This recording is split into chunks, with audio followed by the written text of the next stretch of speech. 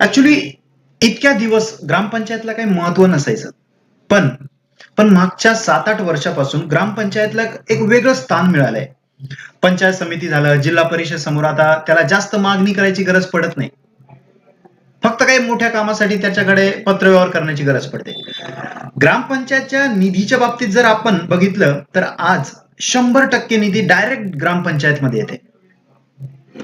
महाराष्ट्रातल्या प्रत्येक गावातल्या गावकऱ्यांना मी एक विनंती करतो की जर तुम्हाला तुमच्या गावाचा विकास जर तुमच्या डोळ्यांनी बघायचा असेल तर तुम्हाला अशा माणसाला ग्रामपंचायतवर निवडून द्यावा लागेल जो खरंच गावाचा विकास करू शकतो. म्हणजे भ्रष्टाचार न करणारा, 5 वर्ष ग्रामपंचायत मध्ये गावातल्या प्रत्येक गावकऱ्याच्या चांगल्या मनाने काम करणारा. नाहीतर काय होतं माहितीये का, निवडणूक जशी जवळ येते ना, तर ते लोक काय करतात, जे निवडणूक लढणारे जे लोक आहे ना, ते लोक काय करतात, चहा पाजणं झालं, दारू पाजणं झालं, गोड गोड बोलणं, तुमचे काम करून देईल, फक्त मला मतदान करा. याच्यावरून काय कळतं माहितीये का, त्या माणसाची मानसिकता किती खालच्या लेवलची आहे हे कळतं.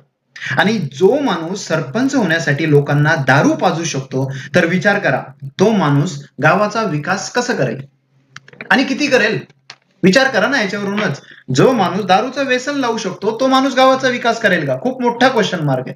म्हणून असा सरपंच बनवा जो खरंच एक समजदार असेल, प्रामाणिक असेल, शिक्षित असेल, प्रत्येक माणसाच्या शब्दाला आदर देणारा असेल, त्यांचं ऐकणारा असेल, ना की फक्त बडबड करणारा, स्वतःच्याच गोष्टी सांगणारा. तसा नकोय आपल्याला.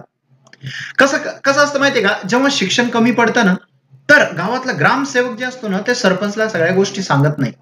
म्हणजे इथूनच मग भ्रष्टाचार सुरू होतो. महाराष्ट्रातल्या प्रत्येक गावातल्या गावकऱ्यांना उद्देशून मला हे बोला वाटतंय की आज आज गावात तरुण मंडळी समोर येते. ती तरुण मंडळी काहीतरी करण्याचा प्रयत्न करते.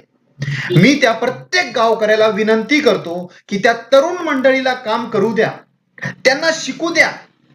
कारण पुढे चालून तीच तरुण मंडळी गावाचं कारभार सांभाळणार आहे, हे पण लक्षात ठेवा. उलट तुम्ही त्यांना प्रोत्साहन दिलं पाहिजे की तुम्ही खूप छान काम करताय म्हणून. त्यांची निंदा करू नका, त्यांना प्रोत्साहन द्या. लक्षात ठेवा ते शिक्षित आहेत. त्यांनी जर चांगले कामं केली तर त्यांच्या नंतर येणारी पिढी सुद्धा चांगले कामं करतील. आणि असंच जर होत राहिलं तर काय होईल, प्रत्येक गावाचा विकास चांगल्या प्रकारे होईल. आणि चांगले लोक, शिक्षित लोक, ज्यांची खरंच आज समाजाला गरज आहे, आणि ती लोक राजकारणात येतील. आणि हा लास्टला मला एवढंच सांगायचंय की महाराष्ट्रात आता भरपूर ठिकाणी ग्रामपंचायत निवडणूक जवळ आली आहे.